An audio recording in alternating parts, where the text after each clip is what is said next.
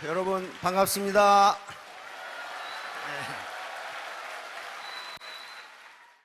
자, 세자는 씻을 세자입니다. 세면, 세수 할 때 씻을 세. 모르시는 분은 이 기회에 한자 하나 익히세요. 이는 귀이자입니다. 그러니까 세이 그러면 귀를 씻고, 공자는 공손한 공자입니다. 공경하다 할 때 공손할 공, 청은 들을 청자입니다. 들을 청자. 그러니까 세이공청은 귀를 씻고 공손하게 들어봐라. 요게 이렇게 사자성어로 있다는 것은 아주 고대부터, 지금부터 5,000년 전에 만들어진 건데 이게 그렇게 중요하다는 거예요. 청자를 가만히 보면 귀자에다가 임금왕자가, 귀가 임금이에요. 입이 임금이 아니고, 그렇죠? 그리고 열십에다가 덕에다가 하나의 마음. 그러니까 한 마음으로 귀가 임금이니까 열심히 들어봐라. 열심히 들어봐라. 자, 시를 하나 감상하고, 세상에 이렇게 짧은 시도 있나? 아주 유명한 시입니다. 섬. 정현종 시인의 시인데요, 섬시라 할 정도로 유명한 시입니다. 사람들 사이에 섬이 있다. 그 섬에 가고 싶다. 연세대학교 철학과를 나오셔서 연세대학교 국문학 교수를 한 분입니다. 사람들 사이에 섬이 있다. 그런데 중고등학교 때 전부 시를 배우셨는데 중고등학교 때 시 배우면서 아주 시에 대한 인상이 다 버렸어요. 거기다 정답을 만들어 놓고 정답이 뭐냐고 찾다가 아주 신경질 나게 사람 만들어 버리거든. 근데 시나 문학은요, 정답이 없어요. 자기가 그것을 읽고 느낀 것이 자기 정답이에요. 느낀 것이 정답이에요. 사람들 사이에 섬이 있다는 것은 사람들 사이에 바다가 있다는 거예요. 바다가 있으니까 소통이 안 된다. 소통이 안 돼. 소통이. 그래서 나는 소통하기 위해서 그 섬에 가고 싶은데 상대방이 오지 않으면 영원히 불통이에요. 그러잖아요. 영원히 불통이에요. 나는 그 섬에 가고 싶어. 나는 그 사람을 설득하고 싶은데 그놈이 그 섬에 안 와. 나는 해모임을 먹어보라고 권장하고 싶은데 그 섬에 가서 그놈은 안 와. 그러면 어떡해?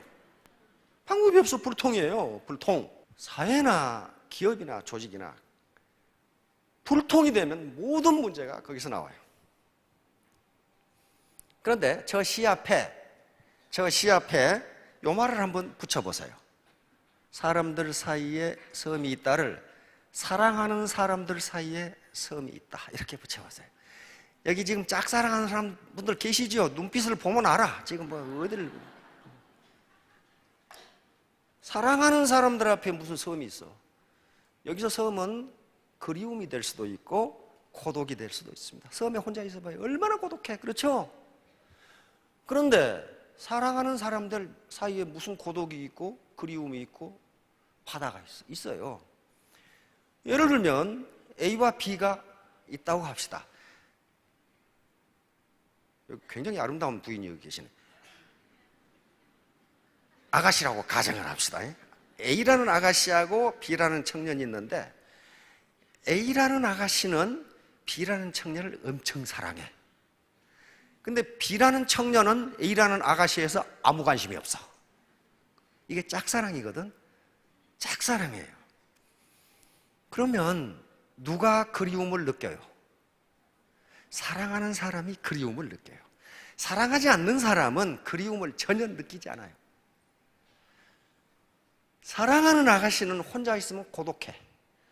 그러나 아무 관심 없는 총각은 혼자 있어도 고독하지 않아. 저 혼자 뿅뿅하고 앉아 있으면 돼.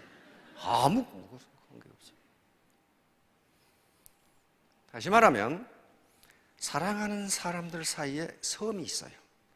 그러면 A라는 아가씨와 B라는 총각이 똑같이 사랑하면 섬이 없을까? 그렇지가 않아요. 그렇지가 않다고요. 사랑의 분량이 달라. 분량이 다른데 그것이 객관적으로 다르다는 게 아닙니다. 주관적으로 느끼는 사랑의 분량이 달라. A라는 아가씨는 나는 B라는 청년을 하늘만큼 땅만큼 사랑하는데 저 자식 마음이 나를 어떻게 사랑하는지를 몰라.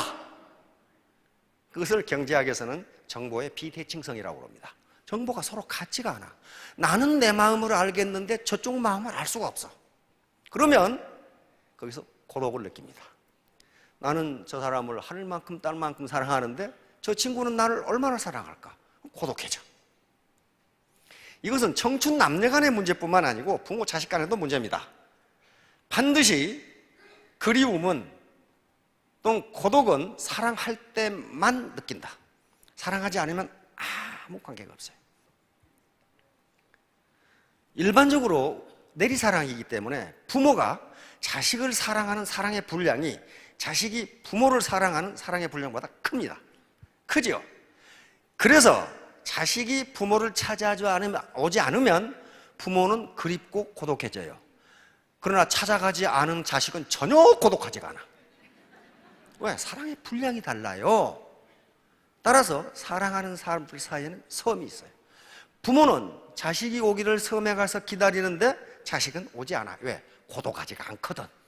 고독하지가 않거든. 그래서 정현정 시인은 나는 그 섬에 가고 싶다. 나는 소통하고 싶다.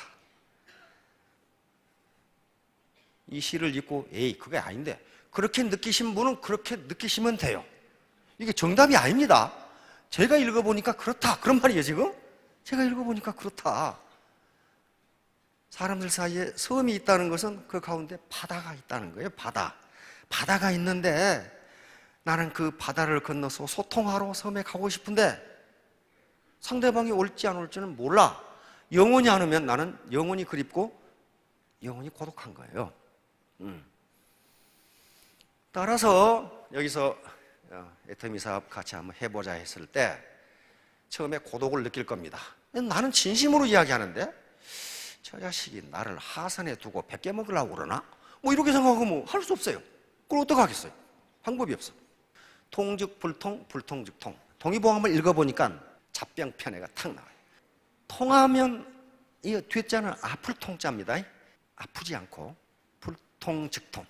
통하지 않으면 아프다. 이건 정확하게 맞죠? 우리 몸에 혈액순환이 안 된다거나 또는 무슨 임파 순환이 안 된다거나 기순환이 안 된다거나 소화가 안 된다거나 이게 통하지 않는 거거든요. 이렇게 되면 어딘가 아파요. 통즉 불통. 그러나 그것이 잘 통하면 아프지가 않습니다. 그렇듯이 조직을 이루고 있는 사람들도 통하면 커뮤니케이션, 소통이 잘 되면 아프잖아요. IMF 사태 때 많은 기업이 도산을 했습니다. 많은 기업이 도산했어요. 그래서 도산에서 이 구조조정에 들어갔다가 또는 워크아웃에 들어갔다가 회생한 기업들을 정리해놓은 보고서가 있어요. 보고서를 쏙 읽어보면 공통점이 있어요. 왜 이 회사가 워크아웃에 들어가고 구조조정을 할 수밖에 없었느냐?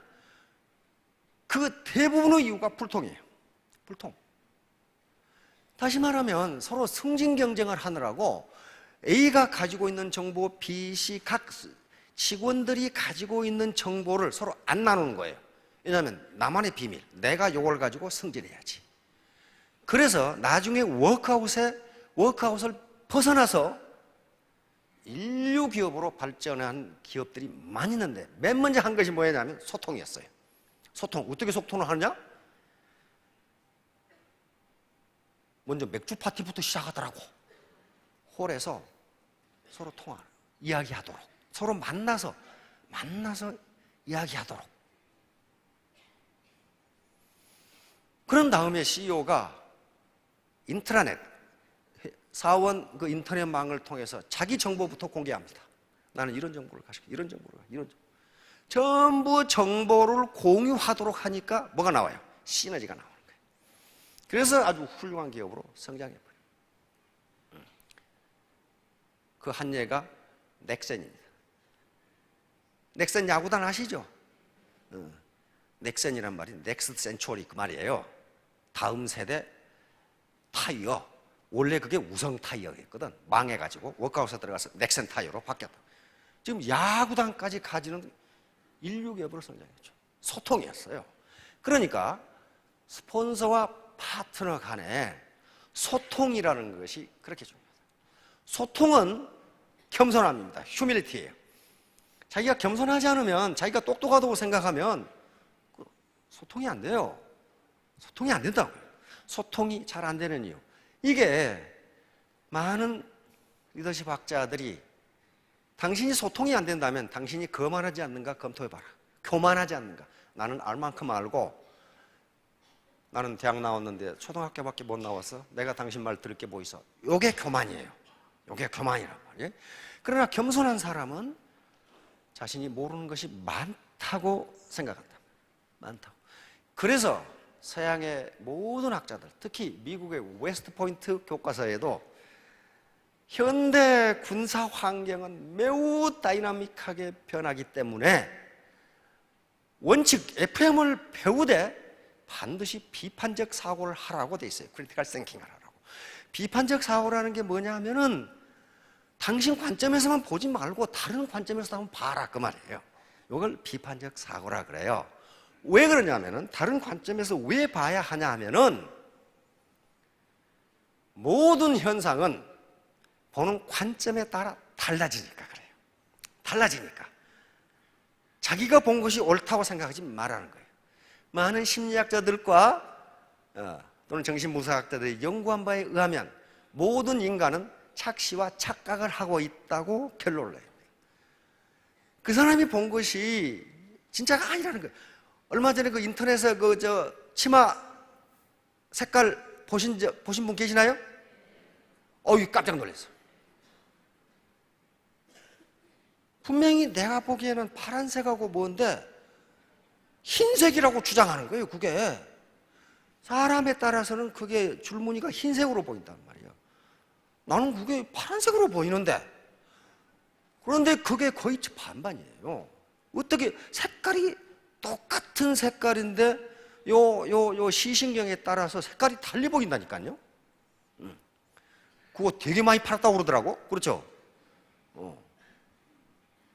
그 착각을 일으키니까 내 생각이 맞다고 생각하지 말라. 다시 말하면, 그럼 내 생각이 틀렸냐? 그게 아니고 상대방은 그렇게 볼 수도 있다는 걸 인정하라는 거예요. 한번 봅시다. 어떻게 생겼는가? 자, 이거 보고 계세요. 어때요? 움직이죠? 네, 안 움직인 사람도 있을 수 있어. 이걸 운동착시라고 그럽니다. 이건 마찬가지입니다. 응시하고 있으면 그림이 움직여요. 이거 움직이지 않는 그림이에요. 그런데 그림의 색깔과 모양에 따라서 응시하고 있으면 그림이 움직여요. 네, 운동착시라고 하는 착시 현상입니다. 자, 검은 점들이 요 코너에서 왔다 갔다 해요. 섬광 격자 착시라고 하는 겁니다. 이거 아무것도 아닌 그림인데 우리 눈이 보기에는 검은 점이 교차점에서 계속 움직여요. 그렇게 안 보이는 사람도 있어요. 그러니까 둘이 싸우면 안 된다 그런 말이에요. 그렇게 보이는 사람이 있고 그렇게 안 보이는 사람이 있다고. 요게 여기하고 여기하고 색깔이 달라. 색깔이 다른데 사실은 색깔이 같아요. 가운데를 검은 걸로 가려버리니까 같잖아요. 이것은 요 사이가 우리 눈에 보이지 않을 만큼 조금 떨어져 있는데 그 떨어진 것 때문에 색깔이 달리 보여요.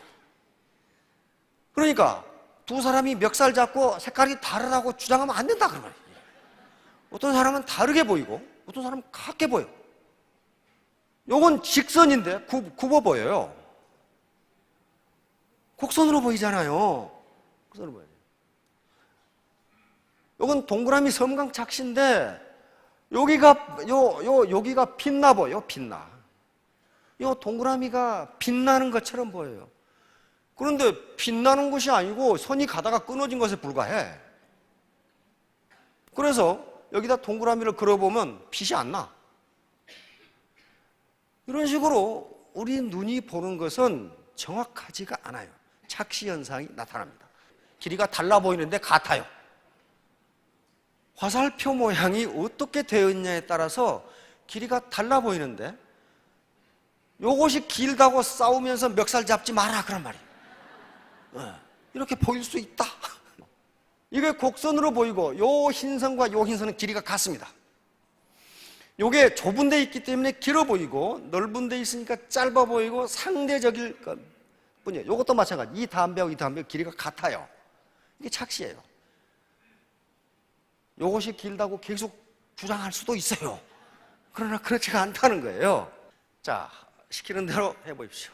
얼굴을 앞으로 빨리 당기면서 중앙을 보세요.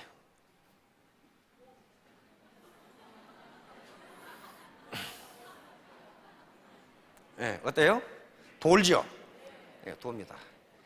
그 말 좀 들어. 가만히, 내가 네 말 듣나 보자. 이러고 있는 거죠. 들어도 괜찮아요. 들어도. 운동 착시예요.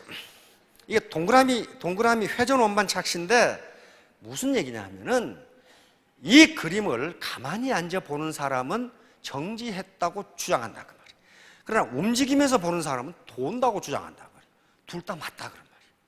어느 하나가 틀린 게 아니고 환경에 따라서 달리 보인다는 거예요.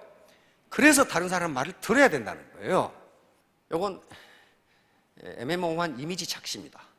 요것이 오리인지 토끼인지, 어떤 사람은 오리로 보고 어떤 사람은 토끼로 보고 둘 다 맞다 그런 말이에요. 근데 선입관이 있는 사람은 오리만 보일 거예요. 이쪽에 토끼는 안 보일 거라. 요게 컵인지 사람 얼굴인지,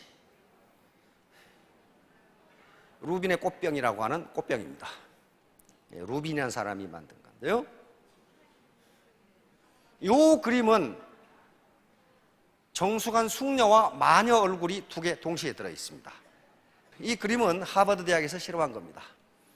인간의 선입관이 어떻게 되는가를 알아보기 위해서 한 클래스에는 숙녀 사진만 보여주고 한 클래스에는 마녀 사진만 보여줬어요.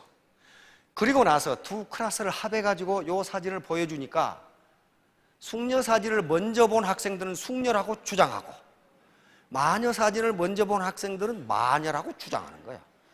이 그림에는 두 개가 다 들어있어요. 그러니까 인간의 선입관이 어떻게 작용하는가를 알아보기 위해서 그렇게 한 거예요. 이 그림은 자세히 보세요. 보면은 얼굴을 반쪽 가린 것으로 보이기도 하고 옆 얼굴이 보이기도 합니다. 이렇게 있는 것으로 보이기도 하고 반쪽 가린 걸로 보이기도 해요. 이처럼 인간의 눈은 착시를 일으켜요. 그것을 마음이 느끼는 걸 착각이라고 그러거든. 착각을 일으키기 때문에 저 사람은 그렇게 보일 수도 있다고 인정을 해줘야 된다는 거예요. 자, 이게 요임금이고 순임금인데 우리가 지금도 태평성대 대명사를 요순시대라고 이야기합니다. 중국의 전설적인 두 황제 시대인데 요임금이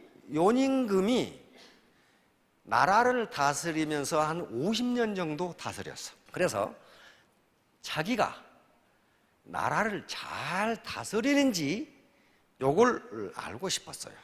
그래서 여기 허유라는 사람이 있는데 허유라는 사람이 대단한 은자이고 대단한 사람이었습니다. 그래서 요임금이 허유한테 찾아가서 내가 50년 동안 나라를 다스렸는데 쉽게 말하면 내가 장작불이라면은 선생님은 태양입니다. 선생님이 나라를 좀 다스려 주세요. 이렇게 얘기를 했어. 그러니까 허유가 그 말을 듣고 도망가 버렸어. 당신이 있는데 내가 무엇 때문에 그걸 다스리느냐? 지금도 잘하고 계시지 않느냐? 그러니까 요임금이 다시 허유를 찾아가서 그러시다면 지금 같으면 우리 이 중심 지역인 경기도 구주를 좀 다스려 주세요. 이렇게 요청을 했어. 구주라도 좀 다스려 주세요. 그렇게 하니까 이 허유라는 사람이 그 말을 듣고 내가 쓸데없는 소리를 들어가지고 귀가 더러워졌다고 생각해서 요 강물에다가 요 사람이 허윤데 귀를 씻고 있는 거예요. 근데 마침 소보라는 사람이 송아지를 몰고 와서 어떤 놈이 귀를 씻고 있거든? 그러니까 당신 왜 거기 귀를 씻고 있어? 그랬더니 아니 글쎄 요 임금이 나보고 구주를 좀 담당해달라고 그래서 쓸데없는 소리를 들어서 씻고 있어. 그러니까 소보가 그런 더러운 물을 내 송아지한테 먹이다니 그러면서 상류로 올라가서 송아지한테 물을 먹이고 있는 이 그림이 허유와 소보의 이야기입니다. 이게 황보밀이라는 사람이 쓴 고사전에 나와 있는 얘기예요. 여기에서 세이라는 말이 나옵니다. 귀를 씻는다. 그러니까 쓸데없는 소리를 들어가지고 귀가 더러워졌으니 귀를 씻는다. 나중에 이것이 원나라 정도 와가지고 공청이라는 말과 합해집니다. 귀를 씻고 공손한 마음으로 들어보라. 금년도에 우리 교수신문에서 교수들이 지난 해에 우리나라를 대표하는 사자성어로 선정한 말이 지록위마입니다. 그러면서 교수들이 뭐라고 설명했냐면은 이 말이 생긴 이래 이토록 잘 맞는 상황이 만들어진 것은 처음이다 그랬어요. 지록위마는 무슨 얘기냐면은 요 사슴을 갖다 놓고 말이라고 주장한다 그런 말이에요. 사슴을 갖다 놓고 말이라고 주장한다. 요건 진시황 말기에 있었던 얘기입니다. 진시황이 죽고 이세 황제가 자기 이세 황제가 등극을 했는데 조고라는 사람, 이 사람이 조고라는 황관이 정권을 장악합니다. 그래 놓고 바보 같은 이세 황제를 갖다 놓고 요 자식을 요 놈을 때려 죽이고 내가 황제가 되어야 되겠다고 마음을 먹어요. 그래 놓고 어느 날 갑자기 사슴을 끌고 와서 이세 황제가 그거 사슴 아닌가? 그러니까 조고가 느닷없이 있다가 아닙니다. 말입니다. 그랬단 말이에요. 그런데 요 주위에 서 있는 사람들은 요 조고의 권력이 무서워가지고 말을 못해. 잘못하면 죽으니까. 그러니까 요 이세 황제가 요 신하들한테 저게 사슴이지? 그러니까 신하들이 말입니다. 그랬단 말이에요. 그러니까 이세 황제가 어떻게 생각했냐면은 아, 내가 드디어 미쳤구나. 그렇게 생각했어요. 어떻게 사슴이 말이 사슴으로 보이나? 그러니까 조고가 하늘에 제사를 안 지내서 그럽니다. 그렇게 해놓고 엉뚱한 데 갖다 놓고 죽이고 자기가 황제가 되려고 한 사건이 지록이마 사건이에요. 그러니까 권력이 무서워서 진실을 말하지 못한다. 권력이 무서워서 그게 지록이마예요. 바로 이제 스폰서와 파트너 관계는 사실 리더십 관계입니다. 누가 이끌고 누가 추종하고가 아니고 상호 이끌고 가는 리더십 관계인데 리더십에서 가장 중요한 것이 경청이라는 거예요. 리스닝. 바로 세이 공청이라는 것도 경청, 리스닝을 이야기합니다. 그래서 많은 학자들이 경청이 리더십의 요체라고 이야기합니다. 우선 들어야 신하들 또는 부하들, 그 다음에 나의 팔로워들이 어떤 생각을 하고 있는지를 안다는 말이에요. 그래서 바로 여기서 아까 말한 요임금의 격양가가 나옵니다. 요임금이 50년 동안 나라를 통치하고 나서 내가 과연 나라를 잘 통치하는지를 그 당시 무슨 커뮤니케이션 수단이 없기 때문에 직접 미복을 입고 민정 시찰을 나갔어요. 시찰을 나가서 어떤 늙은 농부를 만나서 요즘 임금님이 나라를 잘 통치합니까? 이렇게 물었어요. 그러니까 이 늙은 농부가 부른 노래가 격양가라는 노래입니다. 이것을 태평성대를 구가하는 노래로 그렇게 정평이 나 있는 노래입니다. 자, 뭐라고 했냐면은 해가 뜨면 나가서 일하고 해가 지면 돌아와서 쉬네. 우물을 파서 물을 마시고 밭을 갈아 먹고 사는데 임금의 힘이 어찌 내게 미치냐. 이 말이에요. 뭐 임금이 있으나 없으나 마찬가지 아니냐 그런 생각인데 요 노래를 듣고 요임금은 내가 나라를 잘 통치하고 있구나 하고 돌아가서 20년간 더 통치를 합니다. 70년간 통치를 하는데요. 이 말은 무슨 말이냐면은 우리 몸을 생각해 봅시다. 몸이 아무 이상이 없으면 장기에 대해서 관심이 없어요. 폐, 신장, 심장, 비장. 그게 전혀 문제가 없으면 아무 관심이 없다고요. 물과 공기가 깨끗하면 물과 공기에 대해서 관심이 없어. 근데 그게 더러워지면 관심이 생겨요. 예를 들면 백성들이 임금에 대해서 관심이 많다는 것은 뭔가 살기가 힘들다는 걸 얘기해요. 관료들이 뜯어먹고 못 살게 굴고 아이고 우리 임금님이 좀 잘 좀 해주지 않나 이렇게 하니까 임금에 대해 관심이 있는 거예요. 그러니까 임금에 대해서 아무 관심이 없다는 것은 백성들이 살기가 편하다 그런 말이에요. 자, 이 격양가 나중에 계속 다른 얘기가 나오는데요. 마찬가지입니다. 마찬가지로 아무 관심이 없다. 나라에 대해서 아무 관심이 없다. 그것은 나라가 잘 통치되고 있다는 걸 말합니다. 아이고 우리 대통령께서 일자리 좀 만들어 주지 왜 이렇게 하고 있나? 그 말은 일자리가 없다는 거예요 지금. 이 사람이 중국 역사상 가장 유명한 항우장수고 유방입니다. 진시황이 천하를 통일하고 15년 만에 망해버렸어요. 그러니까 춘추 전국시대가 한 500년 되는데요. 500년 동안 싸워가지고 통일을 했는데 망하기는 15년 만에 망해버려요. 그러니까 창업보다 수성이 어려워요. 수성이 어렵습니다.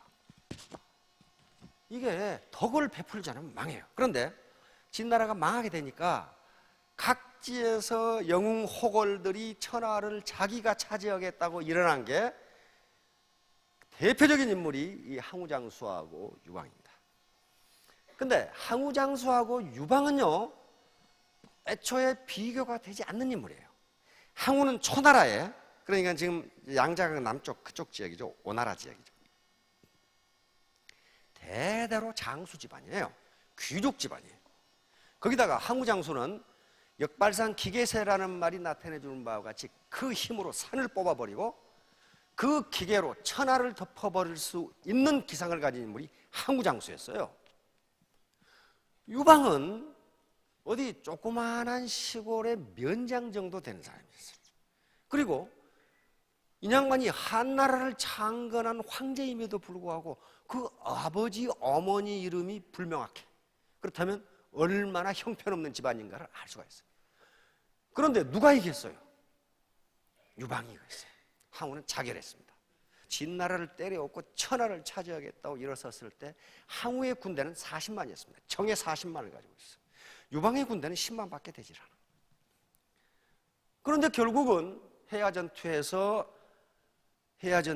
항우는 자결을 하고 유방이 승리함으로써 천하를 차지한 건 유방이고, 그리고 한나라를 세워서 그것이 중국인들의 자부심으로 되고 있는 게 한나라라는 나라예요. 지금 유방이 세운 나라예요.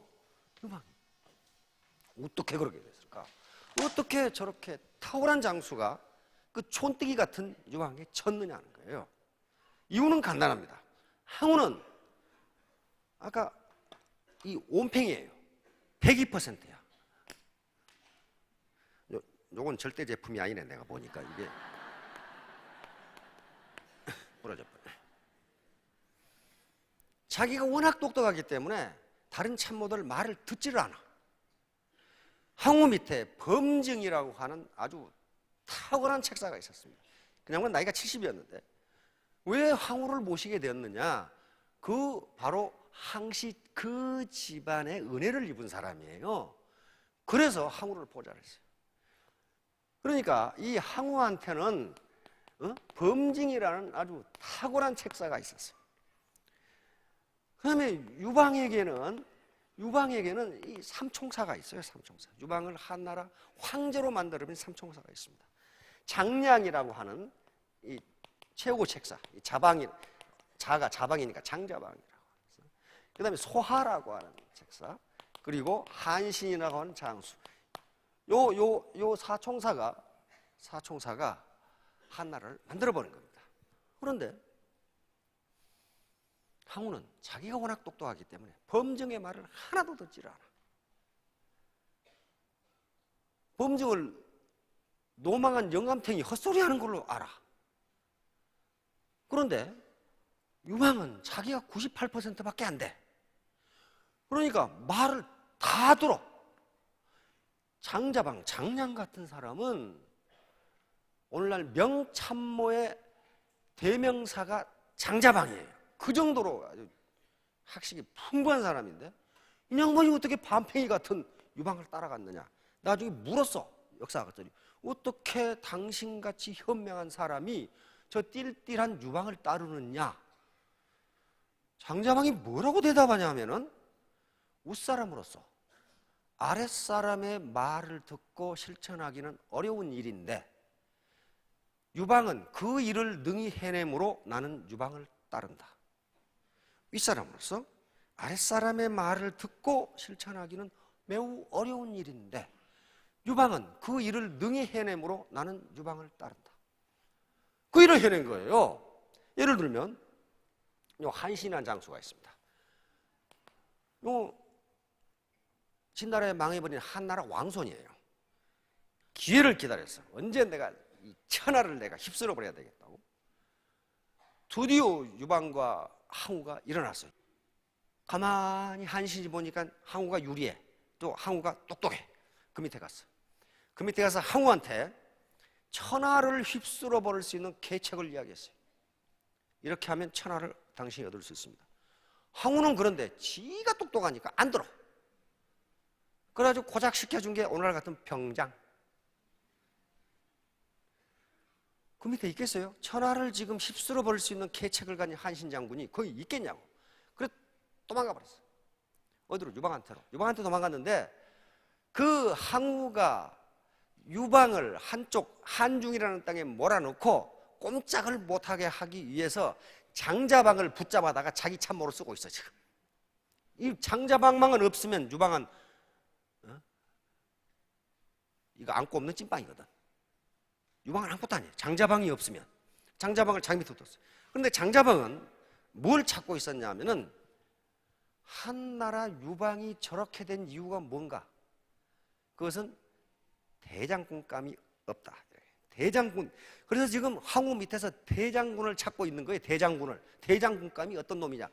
그런데 한신한 놈이 나타난 거야. 그래서 한신에게 밀서를 써줬어요. 대장군감이라는 밀서를 써주고 유방한테 보내버렸어요. 한신은 유방한테 가서 그걸 보이지 않았어요. 요놈이 어떤 놈인가 보자 하고.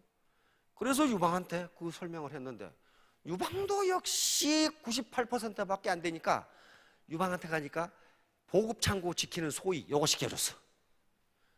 근데 소하라는 인물이 한신을 보고 깜짝 놀랐어요. 유방한테 쫓아갑니다. 저놈을 저기 두면 안 된다 이게. 저놈을 저기 두면 그래 그러면 뭐 할까? 유방은 참모의 말을 들어. 좋아 그러면 내가 장군 시켜주지.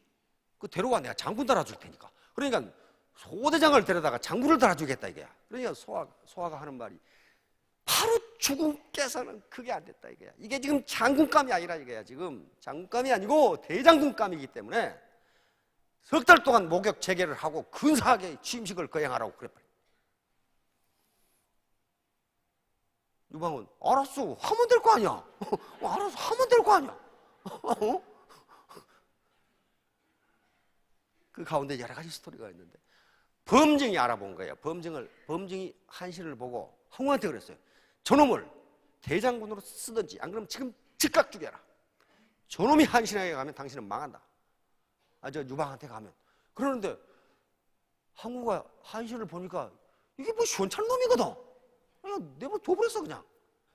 그래가지고 한신이 도망갈 때 범증이 잡으러 쫓아갔어요. 죽여버리려고. 그런데 이미 장자방이 도망갈 준비를 다 해서 도망시켜버리기 때문에 결국 한신이 일개 보급창고를 지키는 소대장에서 파초 대원수가 됩니다. 그 파초 대원수가 된 3개월 만에 천하를 휩쓸어버려요. 그러니까 이게 무슨 소리냐면은 이 반팽이 유방이 천하를 차지했다는 거예요. 온팽이 요 항우는 해야 전투에서 한신군에게 포위돼서 결국 사랑하는 애첩 우희와 함께 자결하고 맙니다. 그러니까 무슨 소리냐면은 파트너가 들어왔는데 외모로 사람을 판단하지 말라요. 외모는 여러 가지가 있습니다. 첫째, 생긴 모양새라든가 옷 입은 거라든가 말하는 거라든가 이게 외모일 수가 있고, 학력이라든가 경력이라든가 이런 게 외모일 수가 있어요. 한신의 외모는 별거 없었는데 이 사람이 파초 대원수가 돼가지고 3개월 만에, 단 3개월 만에 천하를 휩쓸어 버렸어요. 아까 윤식 스타마스터가 얘기했죠. 김해에서 어쩌고 저쩌고 했더니 이 사람이 뚜껑이 날아가가지고 그냥 혼자 해가지고 어느 날 갑자기 보니까 1600만 포인트, 500만 포인트 이렇게 나와버렸다. 그런 사람이 있다니까요. 그런 사람이 있어요. 그 부당하게 그렇게 한 게 아니에요. 그러니까 자, 세이공청 이제 결론을 이야기합니다.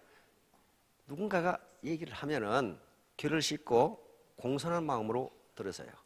모든 인간은 착시와 착각 효과가 있기 때문에 그렇습니다. 그리고 누가 대원수감인지 알 수가 없어요. 누가 대원수감인지 알 수가 없어. 싸고 좋으니까 써봐, 싸고 좋으니까 써봐 하면 그 중에 뚜껑이 왕창 날아가가지고 대원수감이 나온다니까.